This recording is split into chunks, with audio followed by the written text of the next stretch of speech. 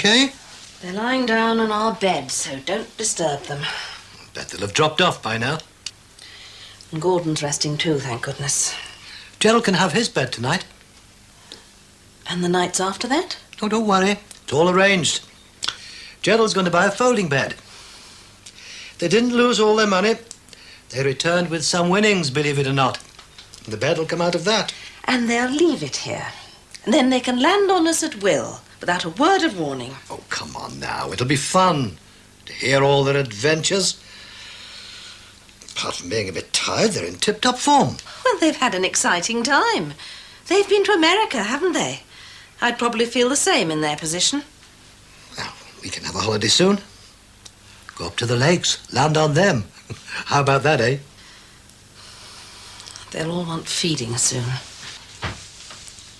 Anna?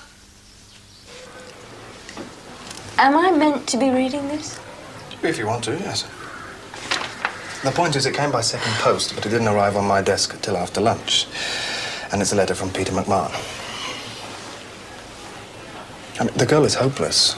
I know she's got a cold, but she is hopeless. Dirty tricks department worked, I see. That's a little bit over the top. Well, he says that the MD's back down. I imagine that means he's been compromised. I helped him to find a little leverage, that's all. I did the job I was asked to do. And what now? McMahon can sell the firm? I'll know more later on. I have to phone, but yes, I think it's looking good. Good for McMahon. He's paying me. And his managing director, I wonder how he feels. That's none of my business, Sarah. No, fair enough. He's only the MD, hasn't even got a name. You don't even get to see his face. Still, what did you come to say to me? Yes, our wunderkind out there, Miss 60 words a minute. I've given her tomorrow off. Gives her a chance to nurse her cold and we can sort the paperwork out. I hope that does mean we. Do you want to lift back tonight? I thought your car was in for a service. No, that's Wednesday. Cheryl rang and said she's going to be stuck in Manchester. She phoned earlier when you were out. And you put your heads together and organised me without so much as a buy your leave. You can talk. You're the one giving our secretary the day off. One day isn't going to matter. I don't know. Whenever she feels just the slightest bit off, she won't bother to come in. Sarah, the world is full of girls who take the odd day off and give damn good service the rest of the time. It's probably the norm, and it's the likes of us who are workaholics. Now what? Oh, no, you're probably right. You've just given me a good idea. I've got a phone call to make, if you don't mind. Me too.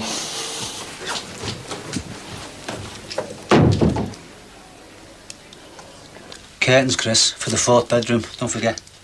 Oh, this isn't a list about the house, love. What is it then? Well, it's what we need in the way of food, what the kids are going to need for school next week, and what I need to do about Jeff's appeal. Like seeing his teacher on Saturday, for instance. Add curtains. Did I unpack that mince? Sit down and get your tea. Did I even buy the mince? God. Leave it. Oh, no, it all goes brown and stale, and then I think I could poison you all. It's them. Oh, Frankie's gonna left a paint pot in the sink. Well, take it out. Oh, the bin's full of rubbish. Hi, love. There. Hey, turn that off. Taking it upstairs? I thought you were doing your homework upstairs. Yeah.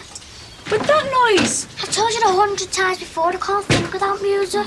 Sam? She won't answer. She's got a cold on. Why? The dentist said 2 more weeks for the brace, and she's got this disc on Wednesday, and I said she won't go. Frank, I've just done a terrible thing. The brace. She hasn't had it off. I didn't know so myself. Exactly, neither of us did. Sorry, my tea break is over. Frank? Thanks. And on only the second night, Gerald almost won a motor car. Almost? Within a whisker. Mind you, I didn't much care for the car. What kind of car was it, Gerald? Oh, only a Mercedes. Gordon. Thanks, Gerald. Thanks, Gran. Anna next. How have you been keeping, Anna? Mother, you can see I'm well. Tell us more. You've hardly started. Oh, I told you all about it in the postcards. Loads. Well, you may have written loads of postcards, but we certainly didn't receive any. Oh, thanks, Gran. Gerald, that's great. Thanks. Yeah. Well, we like the design of it. What do you think? Very nice. Oh, then we went to a concert. Do you remember that concert, Gerald? It was someone quite famous, can't quite remember who it was. Anyway, he had this friend who died of AIDS, and he told us about it. Then he sang this song in memory of his dear friend. It was very moving. Not a very jolly reminiscence. Paul, I think that was the front door. Annabelle, with our love and thanks for arranging a marvellous wedding. Paul really Yes, did it. Paul did the arranging. You could tell it was Paul and not Teddy. What do you mean by that? Come on, Mum, open your present.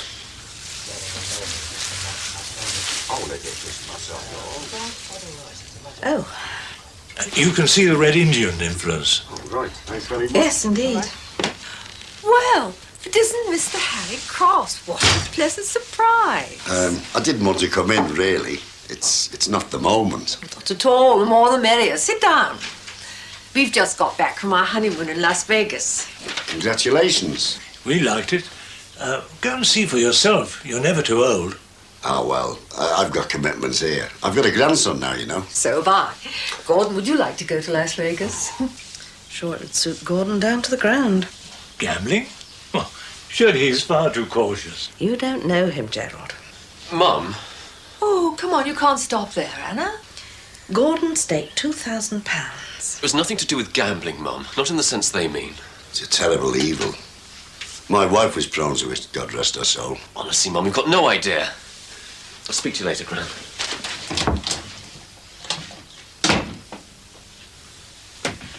Well, Gerald, what about me? Aren't I to get a present as well? Oh, didn't I say? Ah, yes. There we are. Oh, but isn't this yours?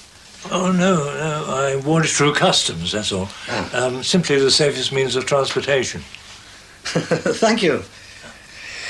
I'll just go and find somewhere safe for it now, then. No, put it on before you go.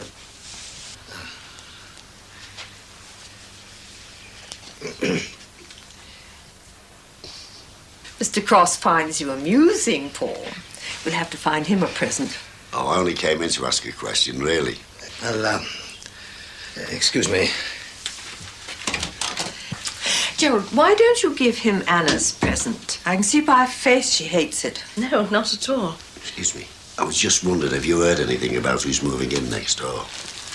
Rogers reckons he's going to rent it, but I can't see that it's not sold. Does it matter? Matters a lot to me. This is going spare. Oh, give the man a T-shirt. Yes, let him see there's a wider world than his next-door neighbour. Heidi.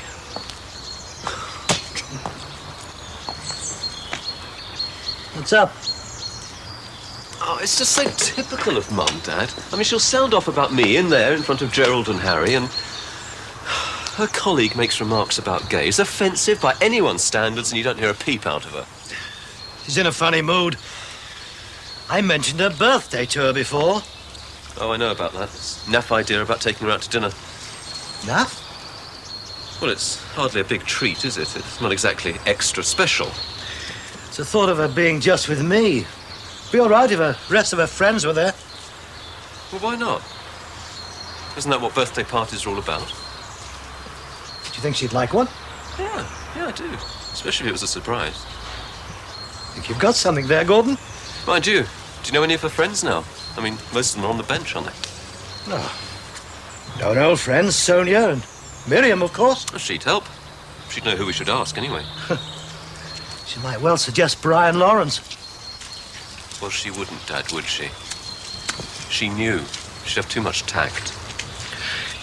I put that hat on in there before. Caught Harry Cross smiling at me. Felt as though I was wearing cuckold's horns. Oh, he doesn't know. No one on the close knows. Sheila Grant? She doesn't. Yes. I'm sorry, Dad. She won't say anything, surely.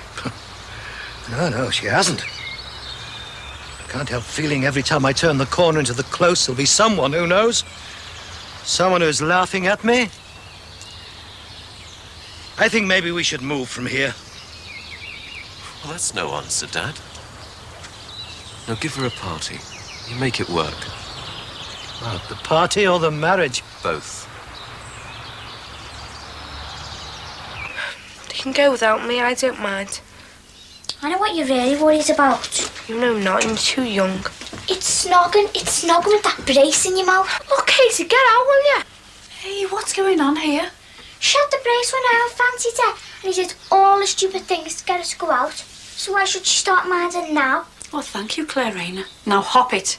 Besides, Mary Fletcher's got a brace, and she goes around grinning all the time, because it's in fashion. I mean, I wouldn't mind a brace. Perhaps you'd like your jaw wide up as well. I just thought he was going to take it off today, that's all. Well, I think your fella's quite fit myself. And if I were you, and I didn't go to the disco, I'd be worried that somebody'd take him off me. Ronnie, for instance. Well, she'll have peace. I've been caught out like that, love. Doesn't always follow. I just wanted it to be perfect, Mum. Like the best night out ever. Well, it'll help if you're there, of course. Congratulations, Jonathan. Our first success. We're on our way. Remember the Phillipson account? The way that looked so good at first? Am I counting the chickens before they've hatched? No. Mr. McMahon is pleased with me. He wants to recognise my skill and care. Slush money? Don't be silly. He's paying you a nice lump sum, then? Oh, much better than that. You'll have a word with the guy who's bought him out, explain the service that I've done, etc., etc. And? And the upshot could be that I'll be offered shares. Shares in the company.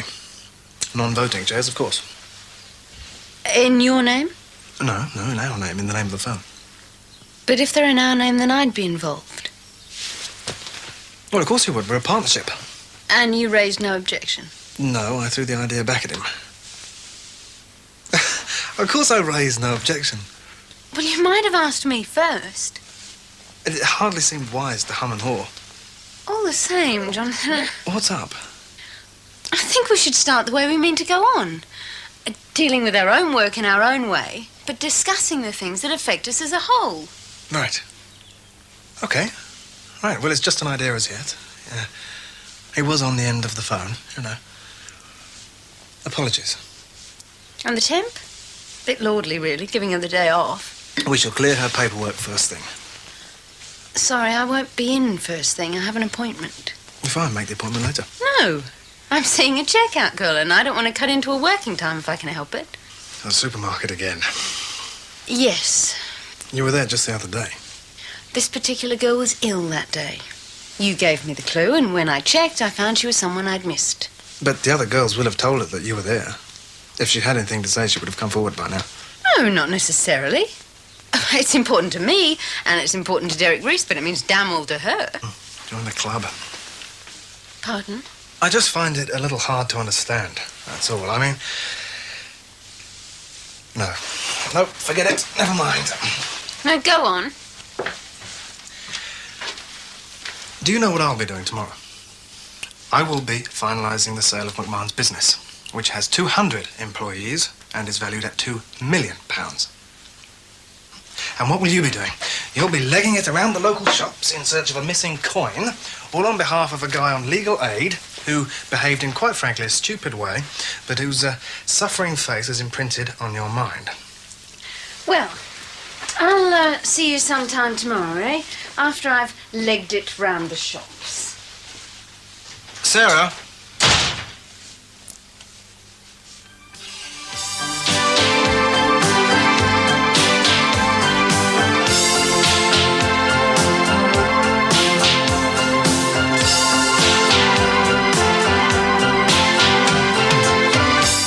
Catherine Benny, given just 2 months to live, undergoes a liver transplant operation which could save her life at Jimmy's.